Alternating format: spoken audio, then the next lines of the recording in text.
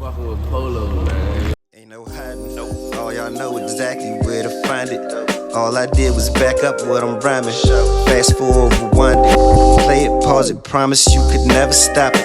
I got racks for rainy days and they ain't in my closet. Flying from the line, I'm like the doctor. Big bank on the side of me, get bagged after I chop it. What's that shit I hear you speak? I ain't lacking a stopping. After the profit, cash in the pocket, actually rocking, yes. Man, it's Polo Slim TV, man. And it's been a long time coming, a long time coming with this man I'm sitting with right here, man. I don't want to say how long we go back because I'm not trying to expose either one of our age on here, man. But tell them who we sitting here with today, man. Hey, bro. First of all, peace and blessings. Shout out to you. Shout out to Polo Slim TV and this platform. My good man Polo for, he said quite some time.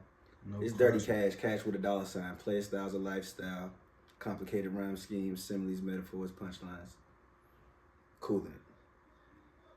So where you originally from? I was born in Columbia Hospital for Women, Washington, D.C., uptown. Stayed in Washington, D.C. for about my first, 8-9 years of my childhood. I went to St. Augustine's on 16th and V, Catholic school. And we had to leave in like the early 90s, shit was in D.C. around that time was kind of crazy. I mean, it's crazy now too, but that was like around the Rayful time. So you said it was crazy around there? Yeah, I mean, I wasn't outside really doing too much. I was a little kid. Right. You know what I'm saying? But you kind of know what's going on. And we had to roll from Colorado and Longfellow, 5521. That's where I grew up, on that street right there, that cross intersection. So when you left D.C., where did you move to? Where y'all land at next? Right up the street, right up Georgia Avenue. I went to a neighborhood called Georgian Woods Place, and that's probably, I say, if people say where you from, I say I'm Georgian Woods. We was very fortunate to have a lot of kids that was like the same age as us and a little bit older heads, but it was so many different people, always outside all the time. I still got friendships that from cats that I met from when I left D.C. and came to Maryland. We still cool to this day. So yeah, Georgian Woods. So you went from D.C. to Maryland, so that was in MoCo. So what would you say was the biggest difference between D.C. and MoCo? Shit. I didn't go to school with any other race when I was in D.C. Like, it was only, I had all black people in my class, like all in the whole school. So when we left D.C. and came to Maryland, Montgomery County is like a melting pot for real. You got all different types of races and ethnicities, even like in the neighborhood, in your class. So that was kind of like it's like a culture shock a little bit, you know what I'm saying? But it was cool. Right. Just took some adapting to get used to, you know what I'm saying? Yeah, because you came from the chocolate city and, Back when it was really Chocolate City, yeah. Before pre-gentrification, you know what I'm saying? It was only, for the most part, like 80% black. I feel like 70, 80% black. Right. Yeah, Montgomery County was a whole bunch of different ethnicities, cultures. Yeah, so how long you been grinding with this music, man? How long you been grinding that rap? Man, professionally? Yeah. Because it's like levels to it, niggas smoke and freestyle, right? You know what I'm saying? Then you go to different areas, different neighborhoods, and then get feedback, maybe you should take it serious. That's what happened with me. So my man at the time, my nigga B, B, he went to college in Florida. He got his degree in recording arts. And he's talking about when he comes back, he gonna basically put a demo out and we gonna launch me as an artist. So that was like 2010s, like mid 2010s. So professionally, you would say from around that time? I would say I'd give myself like 2018. Yeah. I say is when I understood how to present myself as an artist, come up with a stage name, start to, get shows, putting music out online, making projects, shit like that, taking my craft like more serious. Yeah. But I've been rapping for, shit. You know what I'm saying? Since high school probably. Right. The end of high school, yeah. Yeah, I already know. Yeah, man. So, knowing everything you know and where you at right now with the rap, like, what advice would you give to any artist that's coming up to, maybe avoid some of the hurdles that you might have had to, go through, whatever? Yeah. Like, Shit, man. You know, the goal is to inspire, basically. So that's why I continue to make music and build. It's my passion, this craft I want to continue to get better at and learn the business, LLC, right? Or if you're doing a sole proprietorship, whatever it is, first learning how to document and getting yourself a tax ID number so that you can start to make money. You know what I'm saying? As an artist, you're a brand. So just learning how to present, how to market and promote yourself. To be honest, I don't want to sound like I would discourage anybody from being an artist, but you gotta, I don't know if niggas think that you about to just start rapping and go platinum or something, but it takes money to be an artist, actually. You gotta invest. So I would talk about a lot of the realistic side of shit and that's not so glamorous looking, you know what I'm saying? Right. People got ulterior motives and want to be artists to gain attention rather than to actually like master the craft. Mm-hmm. So I think I would talk about the importance of that and being a hip hop scholar, learning about the artist that was before you. So, you know, you presenting shit on an authentic level. That's, you know, it's so many different things, bro. I got a meeting on Sunday with a young brother, that coffee shop that you told me about. Oh, yeah. Yeah, we're going to meet down there, and I'm going to talk to him about finances, about investing in yourself, and, you know, just business mind. Oh, that's what's up. Yeah. That's real. So, you know, like, the rap game is so different now, you know, like, we seen it go through so many changes, like, we seen it with the Wale, what really made it, like, kind of the start of it, like, For you know, he artists. put a big light on the DMV, and Hell yeah. we saw the Fat Trails and the Shies and everything. But now, you know, the way the rap game is now, is like, you know, the youngest, they on this free car shit, they on this dissing shit and smoking day ops and all that. So just like, what advice would you give to some of these youngers that's artists and that's in the streets? Man, that shit is real. A lot of times these niggas ain't, the songs, they just talking about shit that's going on in around their way, but this is all, as we seen with the Young Thug case. I don't know if they got Young Thug or YSL money, but they can use that as evidence in court, which is bullshit, you know what I'm saying? But I don't think that you would want to incriminate yourself in that regard, so just kind of trying to be smart. Music is like therapy for a lot of these artists, and they're doing that to try to, you know, just convey emotion, but I mean, shit, bruh. I mean, I don't even know what I could really say, honestly. I mean, damn, be smart. Yeah. Be smart, man. Life is long, man. This is a marathon, and it's, you know, shit might be happening at a certain period of time in your life, but that don't mean you gotta crash out.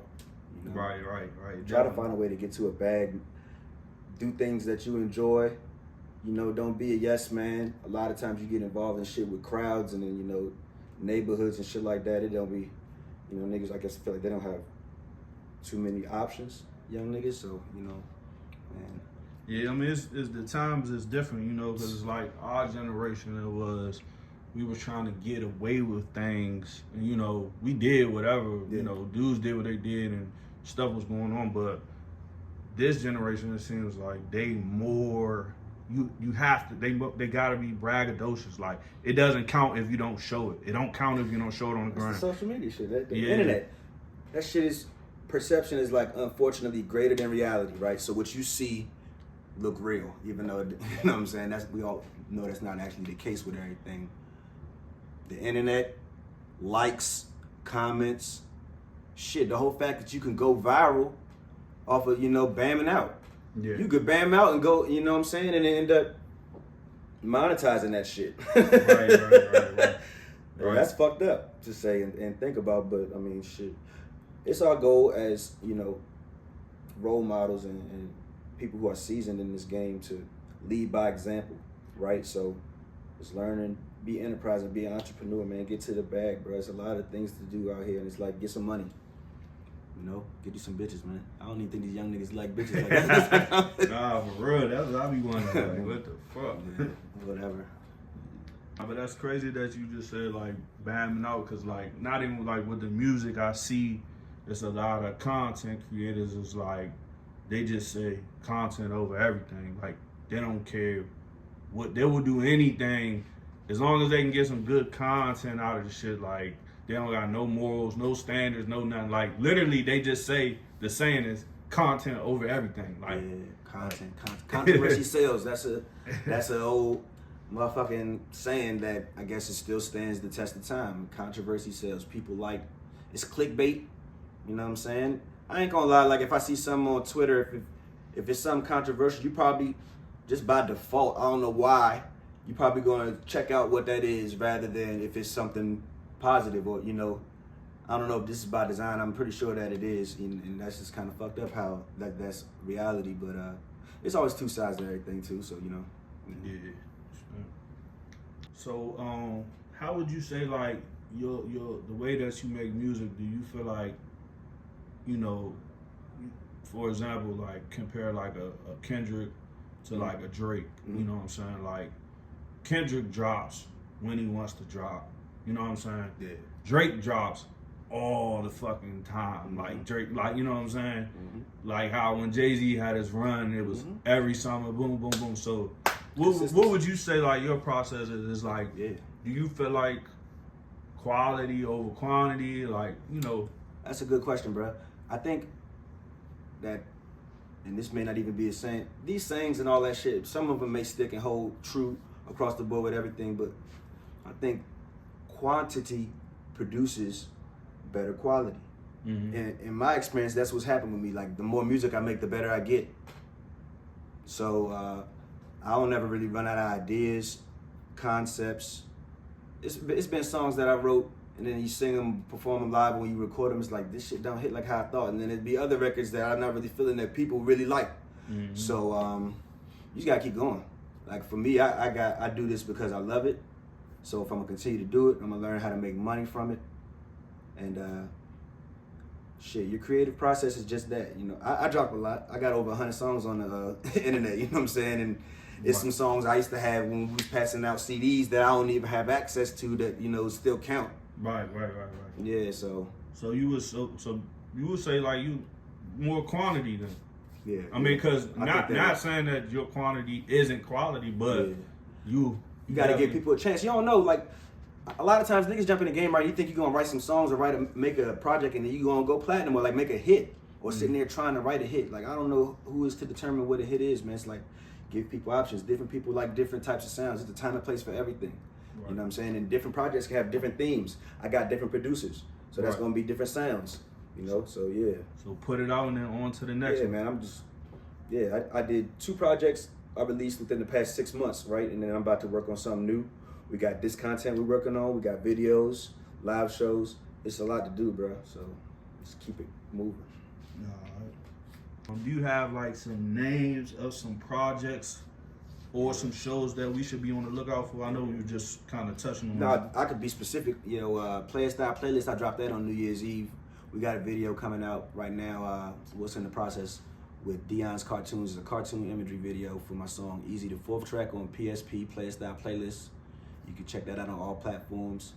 The Year Living Dangerously, I did that with 3 other artists with Big Wave Quality and Go Hard Mike Lee. These are 3 local artists that we got similar sound and chemistry. So you can check both those projects, The Year Living Dangerously and Player Style Playlist, are the 2 joints I was talking about that I just released within the past 6 months. We still doing those shows live. I was on M Street last weekend, the consortium, I don't know what the name of the place was, but my dog Mike Lee, shout out to Mike Lee in the Pineapple Club. He's real good at getting access to these venues and curating authentic shows, so it's not like an open mic or none of that. It's actual, you know, showcase. So they doing something this weekend. I'm gonna try to pop out and support them. I don't have a live show set for April, but that's not to say that something won't be in the mix soon. No. Mostly video, right, and then just working on the next project. Okay. Yeah. What would you say keeps you so motivated to just keep grinding with the music? Like, what Feedback, put that battery? Bro. Everything. But you know what? Look, bro, I was so tired. Just like from life and shit, work, all this stuff. You know what I'm saying? Just the climate, politics. This is a bunch of bullshit. The weather in Maryland don't make us motherfucking mind up. We can't have a sunny week, the full straight week. You know what I'm saying? Right. I need the sun, bro. So I had a show the past weekend, and the reception that I got from people that didn't know me, right? You know, it's like the purpose of me doing it. A couple of cats, man, you the best in the business, man. Your wordplay, so yeah, man, it's getting motivation from that. I need to be spending most of my time doing that. Like, yeah, I gotta go to my job because rap don't pay what I needed to pay bills, or at least it's not yet. Right. But I'm finding the ways to do that too. It's like so much more to research. Sync licensing, Maybe if I could get a song on a commercial or on a Netflix show or on a video game, you know, I'm striking rich like that. You know, learning about trademark, collaborating with other producers, artists, you know, engineers. I got cats in Belarus and in Russia sending me beats straight. You know what I'm saying? Straight like that. So, I mean, shit, man, I gotta keep going. I got so much work that I gotta put out. And I love it too, I love it. I do it because I love it. Yeah. No question. Speaking about artists that that you work with, man, shit, pop your shit, man. Yeah. Tell them what mainstream So that is artists actually have you rocked with, man. Put out New Sounds. I music. should have said specifically the last song on Playstyle Playlist is New Sounds, a record I did with Currency. He's one of my favorite active artists right now. Currency. And that's a big deal. Jet Life. Yeah, man. I partner with the Jet Life producers too. So shout out to Cash Fargo, Jet Life. Shout out to C's Music, right? C's did the entire Playstyle Playlist. Cash Fargo, he did an entire project called Cash on Delivery that I dropped on my birthday last year. So you can check that out too. These are all concept like records and albums I did. I try to get one producer to make all the beats on a project so it can have a certain sound. Right. Mixing. And yeah, I grew up on Bone Thugs and Harmony. That's my favorite group of all time. I got a song with Busy called Fire Squad that I'm gonna put out. I always want to make sure I do that perfect because that's a big deal. These are Grammy award-winning artists. You doing a bucket list. Like, yeah, let bro. me stop you real quick. Hold up. It's like Nigga, a let me huge salute you accomplishment. to Yeah, give you thank your you, bro. flowers because at the end of the day, bro, it's not a lot of motherfuckers who local motherfuckers have recorded with legends. Like, Busy Bone, fucking, that's a legend. Busy gave me that work too. Like shit. That's a legend. That's why I'm making sure that everything comes out right, bro. Cause that joint is crazy, man. And I got a record that I'm gonna do with Lazy too, right? So I was trying to see if I could try to patch things and do it both together, but it's 2 separate sessions. So I'll make it all be authentic and original. But yeah, Cash Bone, niggas. You know what I'm saying? Man, you doing bucket list shit, man. Yeah. That's bucket list shit. And Jet Life, like, come on, man. Currency, man. That's a legend right Artists there, that too. I feel like inspire me, reach out to, and then you never know. You never know what'll happen. You know what I'm saying? You gotta kind of give yourself a chance, shoot that shot, and then, you know. Yeah. I just feel like it was important to put a spotlight on that shit. Like, yeah, nigga from here, from the DMV, Yeah. like, yeah, you got features with Yeah. mainstream. Major. Shit, the first big joint I did artists. was with LeChat, 3-6 Mafia. Shout out to LeChat and 3-6 Mafia. Yeah.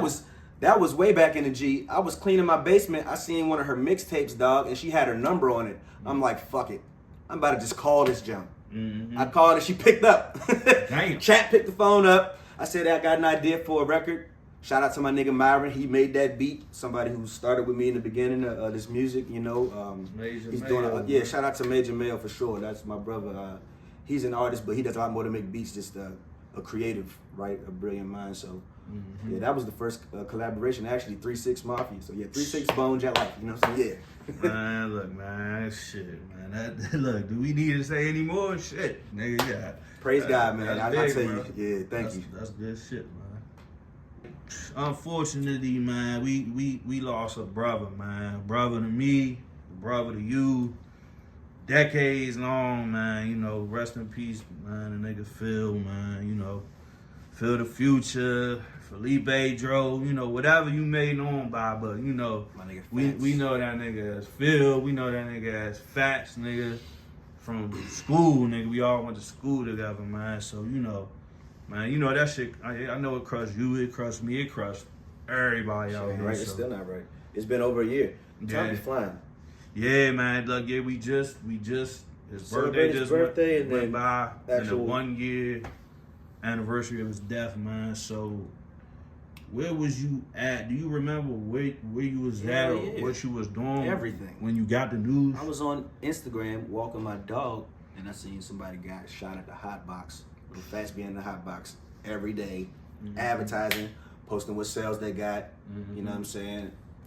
Whenever I hit the FaceTime, this is when FaceTime just made it an option. So if you FaceTime somebody and they don't pick that joint up, you can leave them a recorded video message.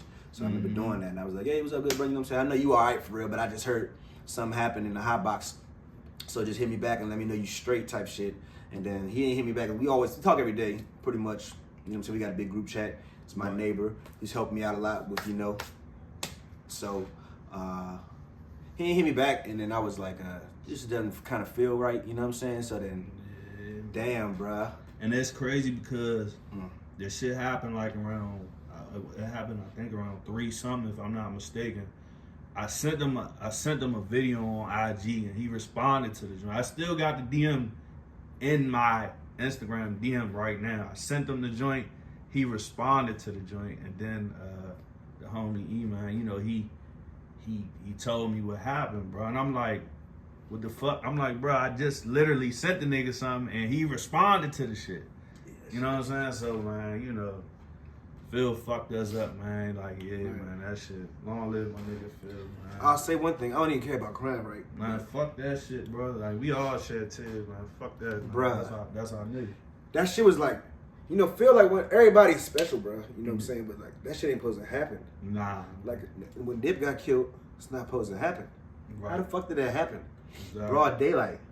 That shit crazy. That shit got you thinking about everything in life, dog. So another reason I still make music. Mm-hmm. Film music stand the test of time, nigga. Yeah. They running his shit up on the internet now, you know what I'm saying? Even after that. Yeah. Cranking shit, bro. Man. Phil made a hit, a local hit. Man, And we was about to come. Stupid dope Oh, moves, man. man. I bust some dope, stupid dope, I bust some stupid dope, stupid dope, yeah. Stupid dope, you know me. Stupid dope. The movement, bro. Bruh. If you was around that time, Dre, I was going to this nigga house, I was pulling up, like, bro, you gotta rap. I was like trying to get this nigga to just rap again, dog. Like, yeah. nigga, God gave you a gift, you owe it to the game, dog. Like, you know, he's like, man, ain't no money in the raps, you know what I'm saying? But nigga, Phil he was opening up for Kendrick Lamar. Right. On that, what's the name of the DYDC, one of the shows that they was throwing. Mm-hmm. Midnight Barbecue or something. Nah, we had some good ass runs. Well on its way, bruh. And then the nigga hated and shit. Yeah. Bruh, I just wish, man, people gotta get that hate out their heart and shit like that. But you know, or like desperate times, is niggas trying to hit a lick. If you doing something like that, if everybody give everything up, you don't even need to pop the nigga. Like, what are you doing? Yeah, man. Yeah. So, you know, them this is youngest, just- like them youngest, man. You Bruh, know? that shit is crazy, man. So definitely rest in peace to Fats, man. Love you, bruh. I was walking up the street, walking my dog, and then, you know, even that night we thought that he was gonna survive, and then Yeah. he didn't make it. That shit is just, we still having a difficult time. But you know, you gotta feel, he ain't gonna want me to be sad like that forever, dog. You know what I'm saying? Like, yeah, we gotta keep going. We gotta go hard. You know what I'm saying? Be the best version of myself. So that's another reason I do it too, you know? Yeah, for sure. Hell yeah, man. Long live the nigga Phil, man. All days, Dro boy. You already know what it is, man. So what's your goals over the next 5 years? That's pretty specific. I think, well, I know. I'm in the process of launching merch. My mother actually had a real good idea for merch. So Playstyle is the brand, right? We're gonna have some clothes, without getting into too great detail of what it is. Everything's gonna have a PS on it for an acronym. It's gonna be different images. So like Playstyle, PS, and it's gonna maybe be postscript. It'll be an envelope with a mail stamp. Playstyle, poker and spades. You got somebody playing cards. Boom. Playstyle, a piano song with the pianist actually moving the keys on it. Mm-hmm. So I got Playstyle merch that I'm in the process of putting out on Shopify and sync licensing. What I talked about earlier, finding out how to get on Netflix or YouTube TV on Tubi. Mm-hmm. You know what I'm saying? Getting one of these movies, or several of the movies. I'd love to find out how to get on Sirius Satellite Radio and fuck with Static Selector, Take Off Radio. They got a bunch of different shows, but it seems like they gatekeeping in New York. So maybe I need to take my ass up to New York and just like freestyle in front of everybody or some shit. And you know what I'm saying? Okay. But yeah, I want to get on satellite. Yeah, man. So I'm gonna drop all the links for your social media in the description so people can reach you. But man, just let everybody know where they can reach you at, man. Yes, sir. Yeah. On Instagram, it's at Dirty Cash, straightforward like that. No spaces, no underscores. At Dirty Cash. On Twitter or X. Yeah, X. It's at _ Dirty Cash. Right. I'm in the process of relaunching my website. I had dcdirtycash.com up for the longest, but I want to do playstyle.com. So be on the lookout for that website, and on all Spotify, Apple Music, YouTube. Whenever you're looking for any of my music, it's Cash with a $, Cash with a $, Cash with a $. So just type in Dirty Cash instead of putting the S, put that $. Everything will pop up. You can Google that shit. And like I said, you know, all the links gonna be in the description, so it ain't gonna be hard for people. Everybody, look, Run my man shit I up. got endless. You got guaranteed fucking with something. Yeah, run my man streams up, man. And yeah, just want to tell you thank you for sitting down with me, man. Chopping Thank up you, with bro. me. This shit been real. I appreciate it, man. The whole platform. Before we get out of here, too, shout out to Polo Slim TV, man. Everybody see my man on his enterprise and entrepreneur tip. You got support. You know what I'm saying? I've been linking with like-minded individuals, bro. We got to strive for greatness, dog. You know what I'm saying? So when you see that going on, we supposed to be chopping it up.